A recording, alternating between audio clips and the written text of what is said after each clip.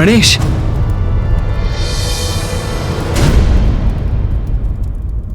बालक बालक समझकर तुम्हें क्षमा कर रहा हूं। देखा गणेश, कितनी असुरक्षा का भाव है जलंधर जी में। हाँ भैया, अब इनकी असुरक्षा मुझे स्पष्ट दिखाई दे रही है। नहीं, ऐसा कोई भाव नहीं है मुझ में। भगवान जलंधर हूँ मैं। ऊंचे स्वर में कुछ कहने से वो सत्य नहीं होता जलंधर जी। ये आपकी असुरक्षा और हीनता का ही तो भाव था, जिसके कारण आप शिवलिंग को यहाँ से हटाना चाहते थे। हाँ, यदि आपको अपनी शक्ति पर पूर्ण विश्वास होता तो शिवलिंग के यहाँ स्थित होने पर भी आप पर उसका प्रभाव क्यों पड़ता? असुरक्षा का भाव ही नहीं, उसमें पूर्णतः डूबे हुए हैं आप। नहीं, ऐसा नहीं है। ये प्रमाणित करूंगा मैं। ये शिवलिंग यहीं स्थित रहेगा।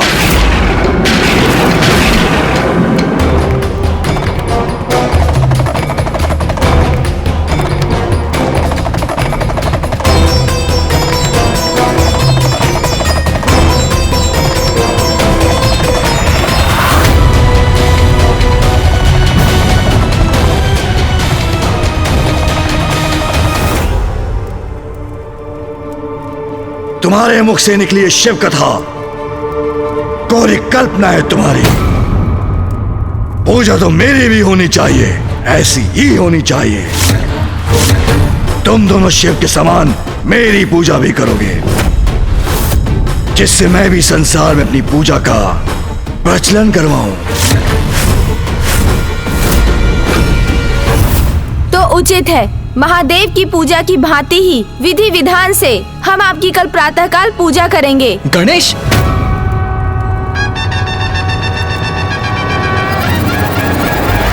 उचित है, उचित है। जलंधर प्रसन्न हुआ। शिव के समान ही मेरी पूजा होनी चाहिए, पूर्ण विधि विधान से। ओम जलंधराय नमः। ओम जलंधराय नमः।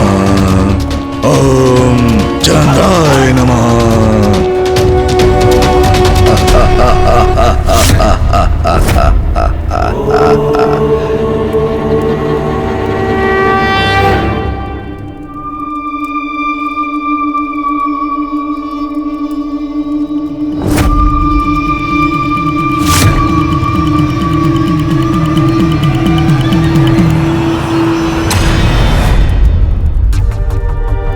कहां से आ रहा है प्रकाश? मैं भगवान हूं। मेरे निद्रा भंग करने का दुस्साहस कौन कर रहा है? प्रिय बलश्रेष्ठ, निद्रा भंग हो गई तो मदिरा पान करके पुनः निद्रा मग्न हो जाइए। अभी तो बहुत भोर है, मुझे भी निद्रा का आनंद लेने दीजिए।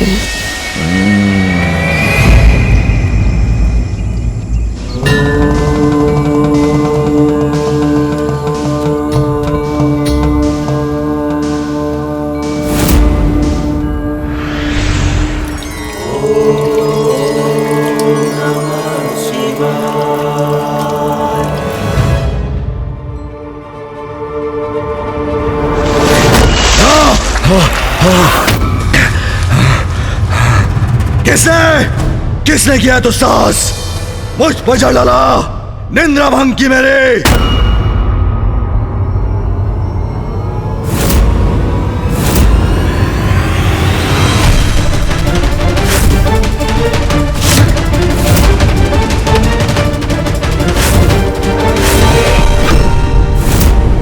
मैं तो बल से पराजित करना चाहता था इसे, किंतु गणेश की युक्ति से यह अपने विनाश को ललकारने के लिए अवश्य विवश हो जाएगा। क्रोधित क्यों हो रहे हैं जलंधर जी? मेरे शब्दों से आपकी अज्ञानता का अंधकार नहीं मिटा तो जल से आपकी निद्रा भंग कर आपको जागृत करने का प्रयास कर रहा हूँ मैं। तुम दोनों सुन जी,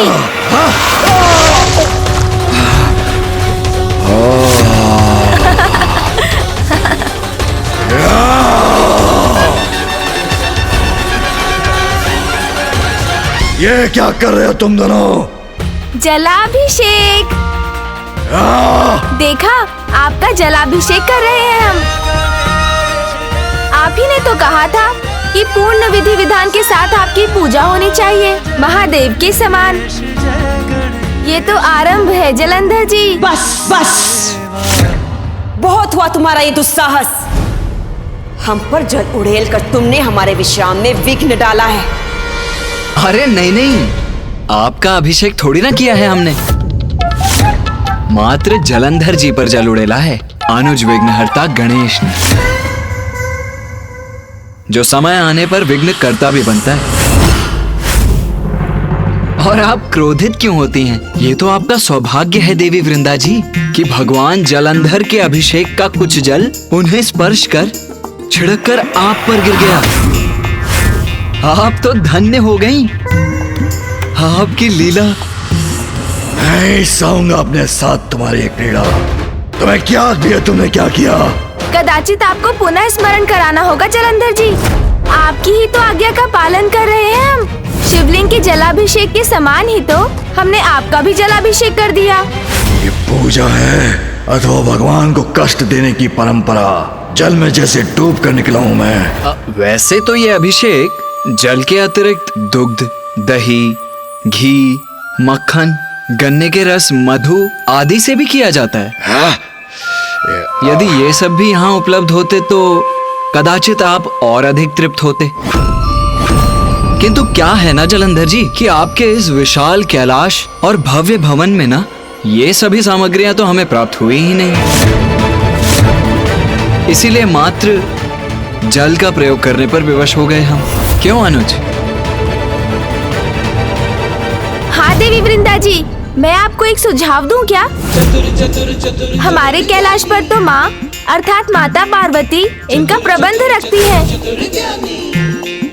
अब यहाँ आपको इनका ध्यान देना चाहिए, क्योंकि भगवान जलंधर का अभिषेक तो महत्वपूर्ण है ना।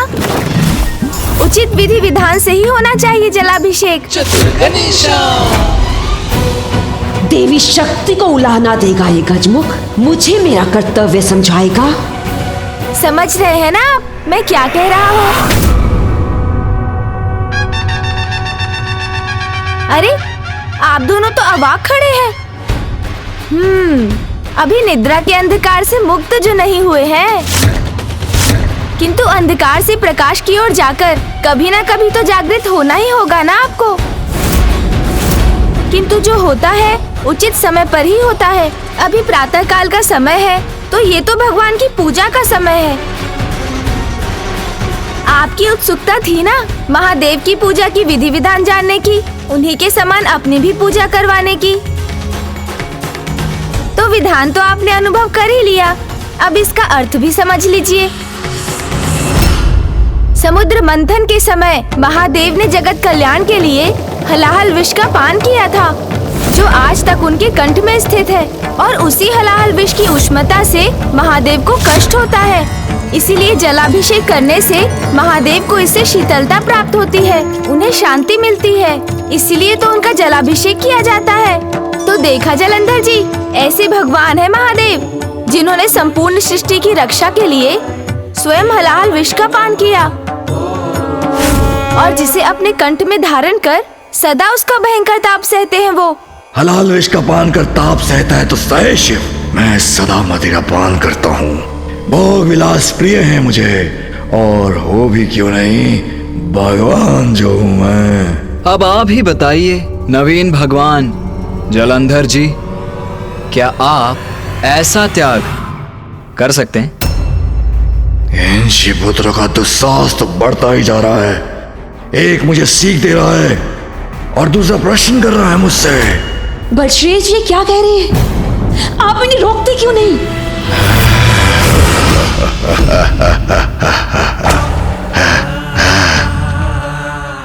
भूल कर रहे हो तुम दोनों, बहुत बड़ी भूल कर रहे हो। मेरी शक्ति का अनुमान नहीं है तुम्हें। तुम्हारे मुख से शिव की प्रशंसा सुन सुनकर मेरे कान भर गए हैं। अब तुम दोनों को चुप कर रहना ही होगा। अभी क्या अभी अब समय आ गया है ये बताने का कि भगवान सर्वश्रेष्ठ जलंधर क्या कर सकता है।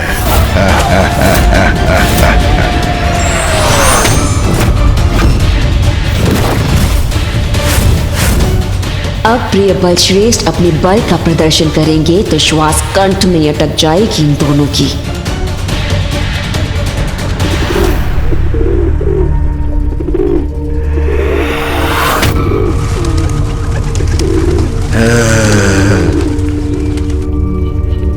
अब ये तो नहीं उड़ेगा, इसके प्राण पखेरु अवश्य उड़ जाएंगे।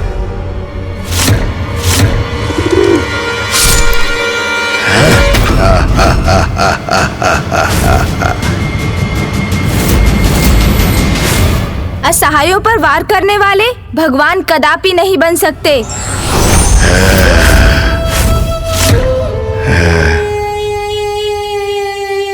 तो उन पर वार करता हूं जिनके स्वयं शिव सहायक है। तुम शिव पुत्र उचित है, सर्वथा उचित है। बहुत गुणगान कर रहे थे ना अपने पिता शिव का। अब देखना कैसे अपने युद्ध कौशल में परास्त करूंगा तुम दोनों को। तब सिद्ध होगी भगवान सर्वश्रेष्ठ जलंधर की महानता।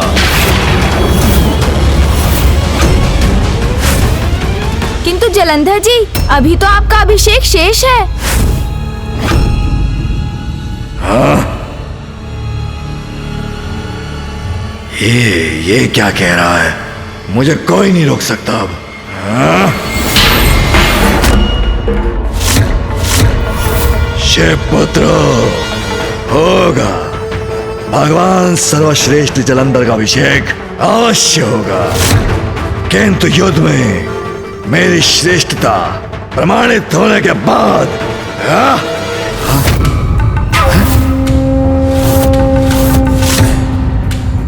बलश्रेष्ठ कहाँ गए ये दोनों? जाएंगे कहाँ? मेरे बहस यहीं कहीं छिपे होंगे। सर्वप्रथम उन्हें ढूंढकर पराजित करूंगा मैं।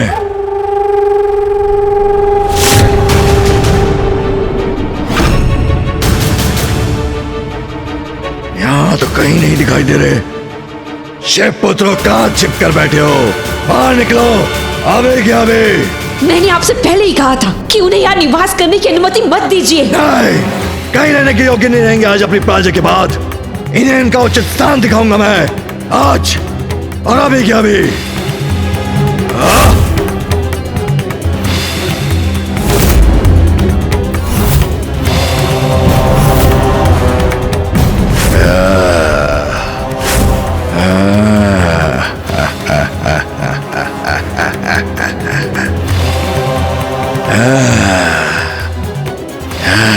मुझसे लोग छिपे।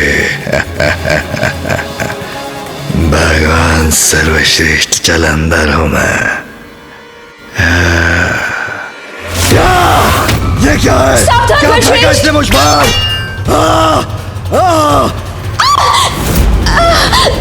बलश्रेष्ठ, मेरी दृष्टि, कुछ दिखाई नहीं दे रहा मुझे। मेरे नेत्र भी चल रहे हैं। कैसा विष है ये? क्या फेंका मुझ पर? अरे नहीं नहीं भगवान जलंधर जी, ये विष नहीं, ये तो भस्म है। बस बस तो मैं करूंगा तुम्हें। अरे अरे, व्यर्थ क्रोधित हो रहे हैं आप जलंधर जी। ये भस्म तो महादेव की पूजा में अर्पित की जाती है। और ये भस्म जिसे आप यथाशीघ्र अपने तन से हटाना चाहते हैं, महादेव को सर्वाधिक प्रिय है। ये ज्ञात है क्यों? अरे रुकिए रुकिए जलंधर जी, भस्म से संघर्ष मत कीजिए, अपने ऊपर इसका अनुभव कीजिए, इसको अपनी समस्त इंद्रियों से आत्मसात कीजिए।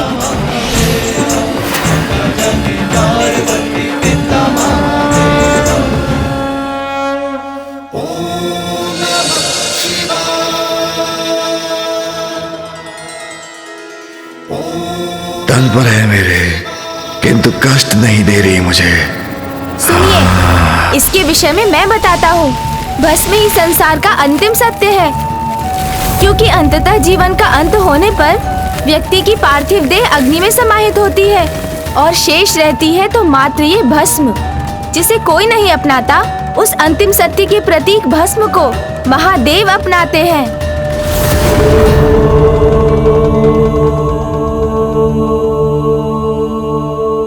अब कहिए जलंधर जी, क्या आप अपने इस विशालकाय भवन के राजसी ठाट बाट को त्याग कर इस भस्म को अपना सकते हैं?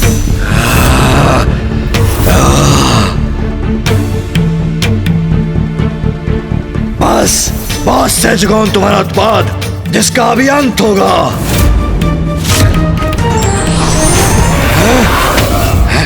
ये क्या है? कहाँ हो शिवपुत्रो? मेरे समक्ष आओ अभी क्या अभी।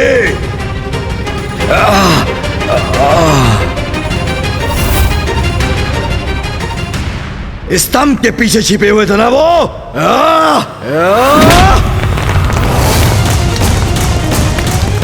कहाँ गए? कहाँ गए? शिवपुत्रो, मेरा क्रोध, भगवान सर्वश्रेष्ठ जलंधर का क्रोध लील जाएगा तुम्हें। मुझसे बचकर नहीं जा सकते तुम।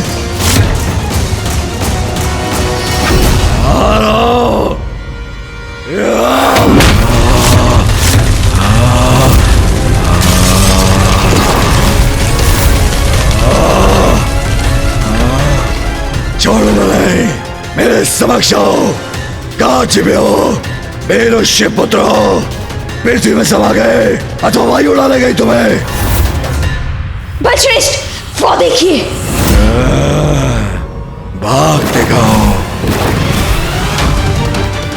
आपको अपमानित करके भाग रहे हैं ये दोनों। चाहिए बलश्रेष्ठ, इन्हें इसी कैलाश में परास्त करके इनकी धृष्टता के लिए दंडित कीजिए इन्हें। ठहर जाओ शिवपुत्रो।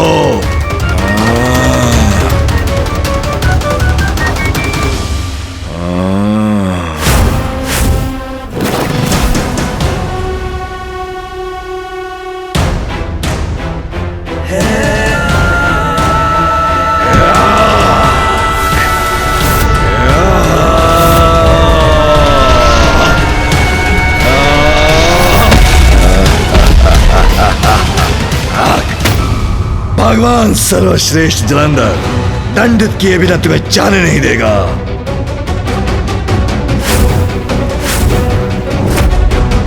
भैया,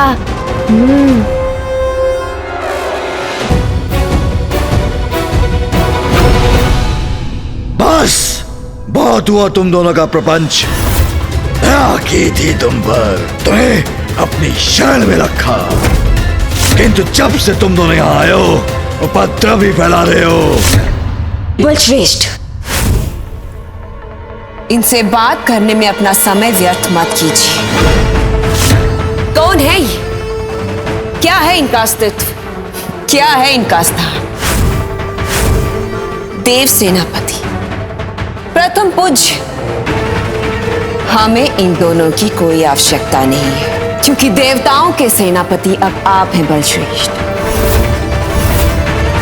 प्रथम पूज्य भी हमारे लिए निरर्थक है, क्योंकि संसार में सर्वप्रथम अब आप ही की पूजा होगी।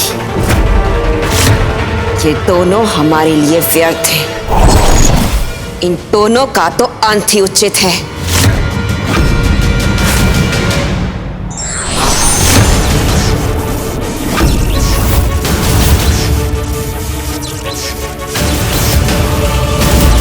आप देखना किस अवस्था में पहुंच जाता हूं तुम्हें।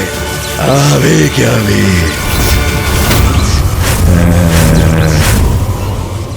भैया, चाहे कुछ भी क्यों ना हो जाए, किंतु आप अपना संयम मत खोइएगा।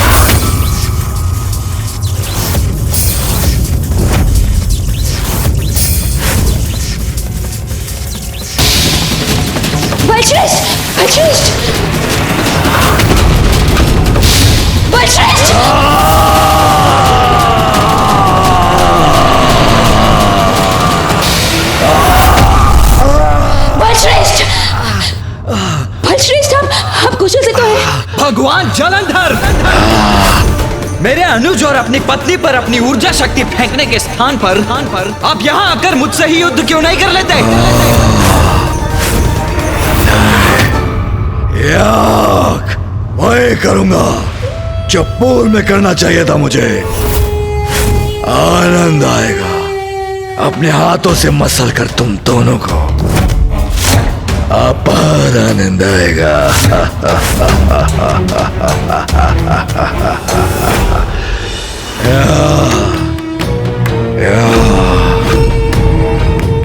शेपत्रा,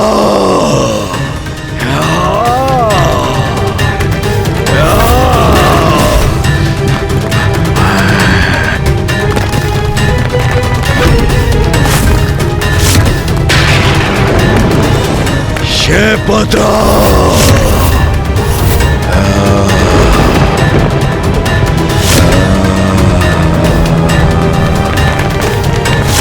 भैया का क्रोध बढ़ गया। अब वो जलंधर से युद्ध करके ही रहेंगे, किंतु अब इस युद्ध को मैं कैसे रोकूं?